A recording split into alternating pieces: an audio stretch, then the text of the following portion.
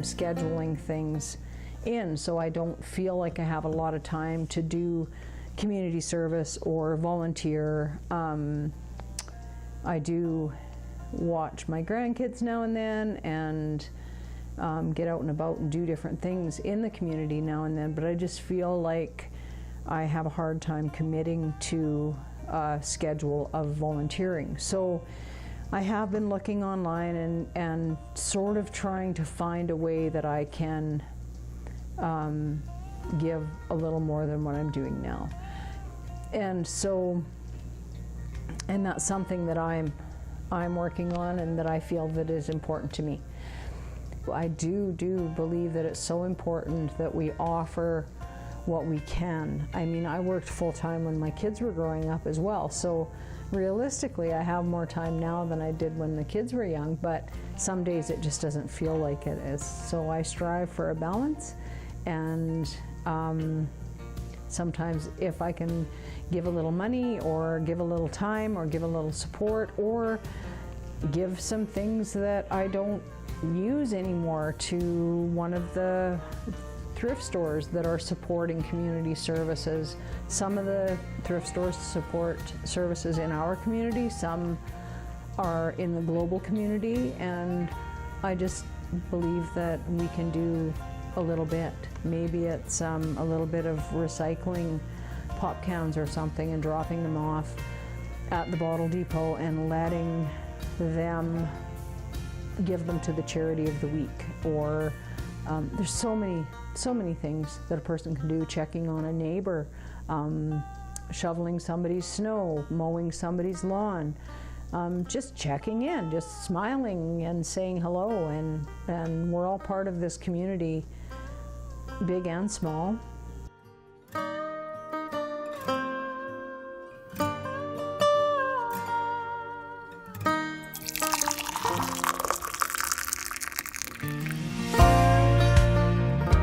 Welcome back to Tea with Grammy.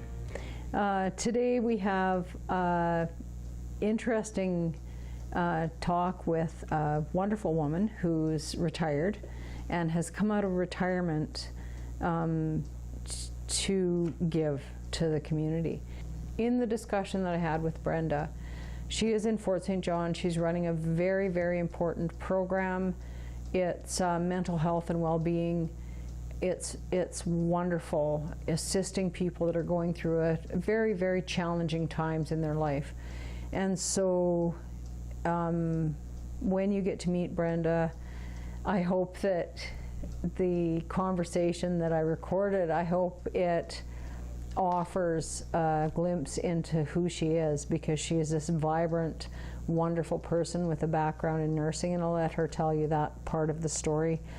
And it's just so wonderful. Over and over again, I see here in Fort St. John, I see these nurses that have retired and then come out of retirement to do something like this, or to take on another role in the health care system.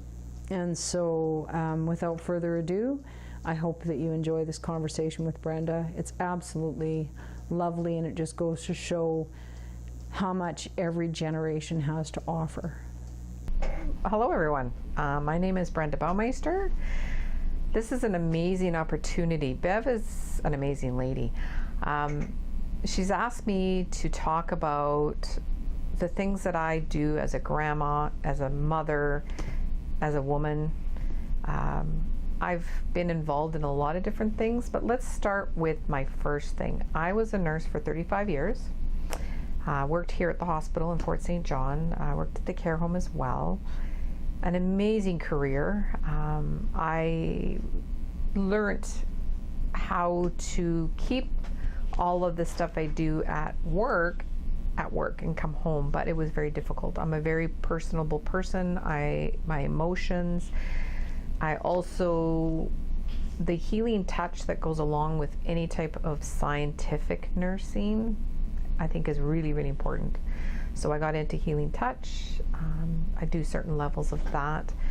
I don't do it as a clinic, of course. That's all stuff that I do on friends and family and that. So you go down those 35 years, and in those 35 years, of course, I'm married.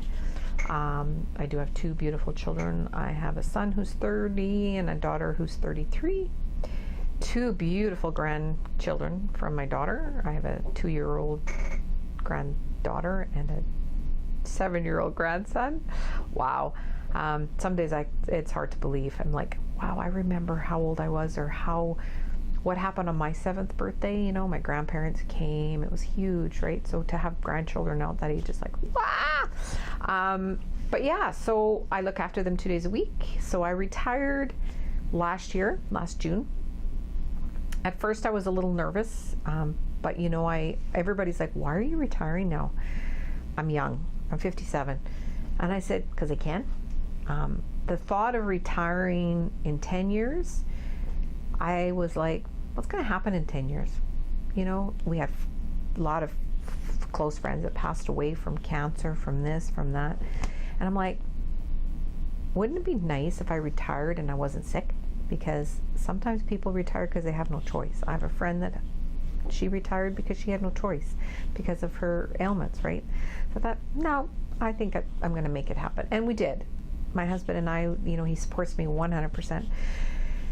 But you know, I'm not a person that sits on my butt. I do like to relax. I like to read a book, that kind of stuff. I started puzzles. Wow, that's quite a thing for me, a puzzle. Those little tiny pieces, and then so I walk away, come back, and I actually have, anyways. Yeah, but the other thing I do is a passion of mine, and I've done it now for a few years. A friend helps me do it, but we actually run a peer support group for cancer clients and anyone that cancer's touched. We have gatherings once a month, and we do one-on-one visits. I go to homes, I go to coffee shops. We'll also sit when someone's getting treatments. And sometimes it's not about the client. Sometimes it's the loved ones or their caregivers or their cousins or aunts, sisters. I've had people who their cancer people are down south. They live here, and we're here to support them too. So, and it's surprising. Some people think, I don't need support. I have family, I have friends. I'm good. I'm just fine. And well, I'm not going to say it on the camera, but the word "fine" has a different meaning. But I'm not going to go there. You can look it up. But so people just don't realize what support they may need, because the word support is huge for people. The word meetings, we used to be meetings. Gatherings is much better, because I find that people don't like groups. So we usually only have about 6 or 7 people that come. I do have an email list of 75, 78 clients, and they're everything from actual cancer patients to, again, loved ones, friends, cousins. I even have people in our group that have lost their significant people, but they come to us as well. We will recommend them as well to palliative care, because they have sessions and stuff for grieving and that kind of thing. Then we decided, well, you know, we don't have enough to do there. We're going to do the WIG program. So we have opened up WIGs as a lending system, because, you know, prices of wigs, looking for wigs, seeing a wig, what might look good on you, is a horrifying job. It's scary. It's exhausting. What else? Emotional. So we try and take a little bit of that away from the person and say, hey, come on in, sit down in this beautiful chair. Let's show you what we have for you. So we opened it up to anyone with hair loss. Hair loss is huge. If I was to take my hat off, you'd see that I have lots of hair. My husband, not so much. So he doesn't care. It's fine. But alopecia in men and women is more common than you think. It's caused from a lot of stress, hormones, diseases. So everything from, you know, autoimmune stuff, that can include MS. It includes just anything. I mean, I was diagnosed recently with fibromyalgia, and you know, mine's not too bad yet. Like, I have days when it's not great, but that's also can be a stressor. I haven't lost my hair yet, but you know, it's still a stressor. So there's lots of things. So we said, no, it's going to open it up. We have a men's line. We don't have any men's wigs here right now, but we definitely would fit one, get it brought in, that kind of thing. And why the lending system? Again, it's expensive. And so we just figured that one less thing for people to have to worry about. We have all the stuff that you need to take care of them. We teach you how to do that, all that kind of stuff. So that is a passion of mine, and I take that to heart. And I think I'm busy, for sure. I mean, I go home, and some days I'm up till 11:30. My husband thinks I'm nuts. I'm a night owl. I try really hard because we need to keep ourselves healthy. So I try to make, by 9 o'clock, I'm in bed, and just give myself some downtime. So I'll sit in the chair and either read my book, or, you know, I do some grounding. For people that are in the healing world, they understand the word grounding. It's like, you know, I just make sure that I can go to bed and relax. But I love to be involved. You know, I do stuff with a lot of different other programs in the community. Yeah, it's huge. People need to know that you work lots and you do lots of stuff, and how that gives you joy. And you know, I'm aging. I'm going to take my hat off. I know my hair is in a disastrous mess, but you see, I have some gray, not much. I want to be gray. I want to have gray hair, but this one wouldn't look good on me. But I think being a grandma, I'm supposed to have gray hair. And so I do. I'm pretty excited. Like, you know, I don't pull it out. But I love my hats too, so I'm kind of that, no, I don't know if that's called a hippie cowboy, but yeah, kind of a combination. But there's lots out there. I encourage grandparents, I encourage grandmas, moms, no matter how old we are, do something. Keep yourself involved. It doesn't have to be huge, like volunteer, that's good. I mean, if you're still working, that's fine too, but remember, you have to do stuff for yourself. So I find that even though I'm helping people still, you know, once a nurse, you're always a nurse. When you're a caregiver, you seem to be always a caregiver. You know, what's moms? Moms are, you know, they're nurses, they're housekeepers, they're cooks, they're everything. So I think it's important not to lose that aspect of your life. And when you're doing it for other people, I find that this is still for me. This here is, if I have to work hard, you know, do stuff for this group, that's me. That's who I am. I'm here to help people. I don't think that I could not help people. I'll do anything for anybody. Well, okay, maybe not everything, but most everything. I had 2 sets of grandparents. On my dad's side, my grandpa was wasn't even 5 feet. You can tell that's where I get my height. He wasn't even 5 feet, and he used to sit up on the table. I remember him sitting like this, right, looking at. My grandmother was a very tall woman, which is very interesting. They were a great couple, but my grandma was one of those. She worked on the farm, so they had a farm. So she fed. She went on the tractors. They started with horses. So they had the horses and everything behind that. She did the big, huge garden, all that kind of stuff. So she was a very hardworking person. She started out being the housekeeper's daughter. That's how my grandpa met her. It was their house, their place. So her mom worked for them, and he fell in love with her. And his dad said, "No, you can't marry the housekeeper, the help," is what it was, right? And I mean, geez, that was southern Saskatchewan. It's like not like it was. So it was still happening. So they met, and yeah. So she was a hard worker, very hard worker. They had 10 kids, right? So you have that as well, and literally you have a baby on your back. You're probably pregnant, and you're still working on the fields, right? Like, so work ethic was huge, right? And I think, later years, she pretty much up until she was, 70, she worked on the farm. And then she did it for my uncle, so it was hard work, right? My other grandparents, so my mom's mom was they also were on the farm, and of course they were around when, the World War II was happening, right? So there was a lot of hardship back then as well, and we remember the stories, and we'll never forget those stories, but Grandma Katie, she was on the farm. She cooked, they picked berries, they did all that stuff, the outdoors thing, right? Mom remembers lots of stories and lots of things about stuff, berry picking, and the bears would come close to you, and I don't know how many people even berry pick anymore. A lot of times you go to these farms, blueberries, for example, wild blueberries, you go pick them. Like, that's what I know of a blueberry in a container in a store. What the heck is that all about? Anyways, but yeah, no, both my grandmas were very hardworking on the farm and did all that kind of stuff, for sure. Yeah.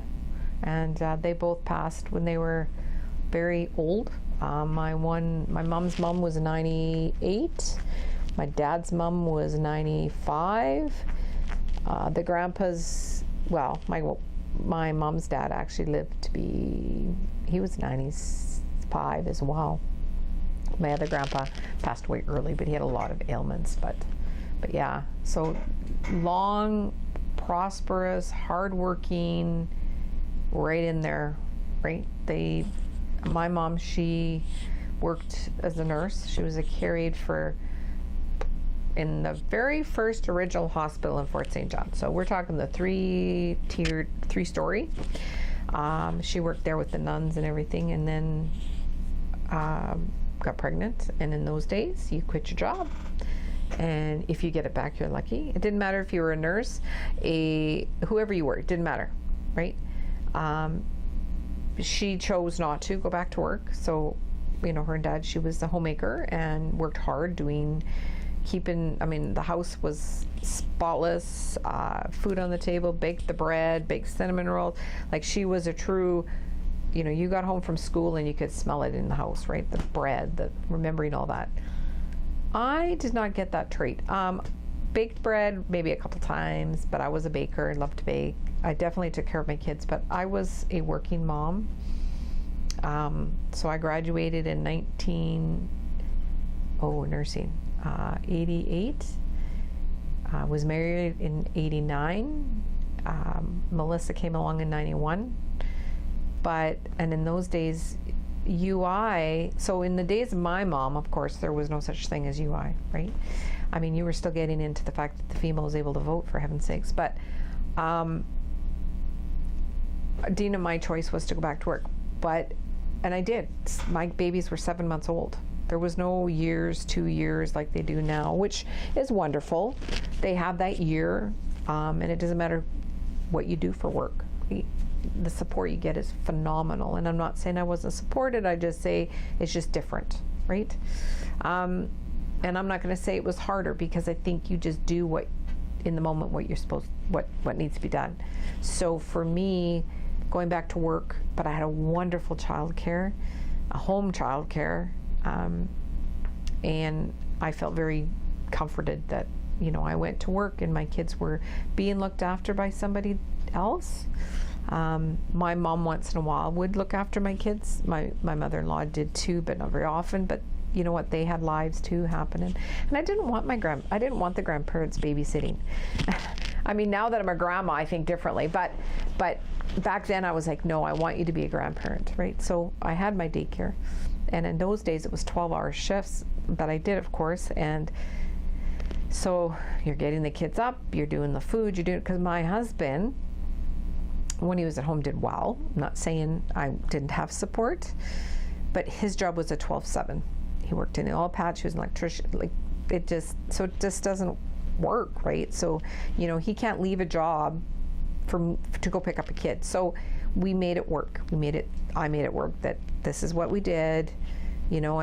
So if he happened to be home early, then he'd go get them. But otherwise, right, once they hit school, it was kind of, you're shuffling. Yeah. I shuffled lots, right? I had a position, though, that, I was able to, if the kids were sick, I called in sick. Like there's just no way but we knew that there was always somebody to come work for me. I know now it's very difficult in our profession finding that support line where you have enough staff to cover, so then you feel guilty when you're not supposed to, but you still do, right? So I was lucky that way. When the kids got to about mid-age, like we're talking 13, 14, I was able to go to part-time, which really helped, because then even though they needed me when they were little, but I found that age was the biggest one because they're in things, right? They go here, they go there. The involvement of a parent is that's my thoughts. I mean, I realize it's all how I feel, was that they needed me the most then. So I was able to go part-time, where I only work certain days of the week, right? And I was able to go to 8-hour shifts. So that was huge, right? Huge. For our family. But I still worked. I still was involved in a lot of different sports with the kids. I did Taekwondo too. I got my brown belt, so I was like sort of 1 or 2 belts away from my black belt. Broke my foot a couple times. Yeah, so that career ended. Not that it was a career, but and at least I know a little bit of self-defense, right? Important, important for that. But yeah, so being a grandmother is the best job ever. I love being a mom, don't get me wrong. But my father used to say to me, Brenda, if I'd have known being a grandparent was this much fun, I'd have been a grandparent first. And I used to think, what am I, chopped liver? Like, I'm your kid, what's wrong? I'm the favorite. No, I really wasn't the favorite. But you know what? Once you became a grandparent, I totally get what he meant. And it is, if this is what you get, then I'm all for it. Being a grandma is best. For anyone that can't be a grandma, for whatever reasons that may be, whether they had children of their own or their children just haven't decided if they want any, or they can't have any, whatever that case is be, you can be a grandparent to anyone. You can be a grandparent to dogs too. I know. I have ground puppies. I do call them ground puppies. I know people think I'm totally nuts. Because you can be. Because it's not about necessarily it's a little kid or it's a kid or a child. It can be, or, not blood. Like, I have neighbors that call me grandma. So the memory of what a grandmother is not all about blood. It's about giving yourself, giving your energy, your ideas, coloring with them, which I did the other day, advice, bake with them, cook with them if that's something you like to do, or maybe walking with them, playing with them outside. Even for the ones that can't move, like if as a grandparent you can't move very well, there's always stuff you can do as a grandparent. So like I said, it doesn't have to necessarily be actual, your own people. You can be a grandparent to anyone. A lot of people, there's children out there that need us, and there's animals that need us. And the feeling that you get to give yourself out there, I know that people will say, well, you're retired, you can do it. But I always say, well, I'm retired, which means I can do what I want, but also take time for myself. That's easier. When I worked full-time or even part-time, I was giving myself here. It was hard to give out, right? Like, I did it, obviously, but it's a phenomenal amount of energy that it takes. So I always tell people, get interested in your stuff, but you have to be passionate for it. So if there's something that someone asks you about to help them with, and you don't feel comfortable or you're not too sure about it, probably isn't something for you to do. You need to do something that you feel passion for, that you're happy to do. I know there's parents that work in the school all the time, but there's some of us parents that just couldn't or just didn't have that in them. That's okay. There's always somewhere that you can do. There's always something. It doesn't matter what it is. Something very small can be huge to other people or other things. animals, SPCA, go for a walk with the puppies, go play with them. That's huge. It's being a grandma. I always think about you walk into a store or a business. This morning I had to go to Trailblazing Power and I'm a snowmobiler, so that's my active, right?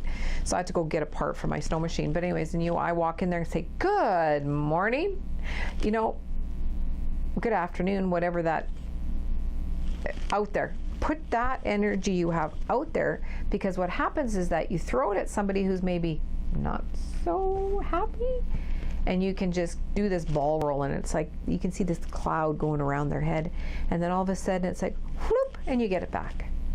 They may not smile, but you know that inside they're like, either they're pissed off or they're like, oh, for heaven's sakes, her again? Because usually that's what happens with me. I get into a store and people know me and it's like, oh yeah, Brenda's here, we can feel it, right?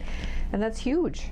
Just a little bit of good morning to somebody who maybe have had a bad day. You can change that. You can change the ripple of life just by one little comment, right? Absolutely. One little thing. Just think of one thing. And I always tell people, before you put your head down on the pillow at night, think of one good thing that happened that day. I want my grandkids to feel welcomed. I want them to feel loved, but I want them to realize that a little bit goes a long way. Just that smile, hard work does not hurt anybody. And it's okay to be who you are. It's okay to say, I'm me, and that's the way it is. You're going to take me as I am. But, you can still, every day, just do one more thing that you maybe didn't do yesterday. And to love yourself. It's kind of important. And that's to me the biggest thing. Just do that. Thank you. Isn't that an excellent program that Brenda is heading up? It's just, and this is in Fort St. John, and I realize that for a lot of people, you may not have those programs in your area, but I didn't know it was there until I started looking, and it was just, it's just brilliant. It's these people that take on these roles where perhaps things have fallen through the crack, and maybe there isn't a whole big bunch of funding for it, and maybe we do have to rally and bring in some volunteers, and I think this is just part of being a community. And I think something to really share is, or a challenge is, to find 10 organizations in your area, or 5 or 2, and kind of pick one to maybe give a little bit of time or energy or money or things to, right? Find out how you can support them, and if people aren't your thing, if maybe it's an SPCA, maybe it's a rescue, maybe it's a fostering animals, who knows what it is, but it does people good. It's there's studies that show if you're giving and you build empathy and you're passing that on to your children, and that needs to be the way it is. We need to sometimes we need to be a little more selfless, I think. This makes a better community, and we're all part of all of these communities, family, where we live, but globally, humanity. Find those connections and do good. Thank you for joining me. I hope you were inspired by Brenda's story, and little things, big things, they all count. So until next time, live well, love, laugh, keep smiling. Yeah. So what's my big huge thing right now? So we are the Fort St. John Cancer Support Circle Society. So I'm a director, I'm a founder, along as my friend. My daughter-in-law is also involved, who had cancer when she was 15. Doing very well now, of course. So we're a peer support group. We are here with the WIGs as well. So you can contact us anytime if you want a wig, or if you want any navigating. We navigate, we help emotionally, physical. If you have questions about your health team, we can be there for you. One-on-one visits, that kind of stuff, whatever that may look like to a person. Supports is huge, right? So, financial, maybe you need some financial support, but we can show you where to get it. So that's kind of where we're at in our society. If you want to join in, volunteer, we'll take you. We'll figure out a space. And I talk about, again, we are here for anyone that cancer's touched. And people, you may think that you're fine and you don't need support, but sometimes coming in and having coffee or something like that, and coming in we sometimes do like workshops and stuff like that. To join in, give us your email address. You can get on our email list. I send stuff out, but only by blind copy, so no one sees your address, phone number, that kind of stuff. But our email is fsjcsc@gmail.com. Myself, Brenda. You can contact me anytime. Our WIG program is at the hospital. You can go to the cancer clinic here in the hospital and get our information. But we also have a Facebook page, and we put on all our meetings and all our gatherings on there. And we welcome anybody. And if that's a start, maybe a start is helping me wash some wigs. I mean, it's a huge thing, right? Folding brochures, that's a huge job. So please contact us if you need us. We're here for everyone, and of all ethnic backgrounds and all ages. Please come out.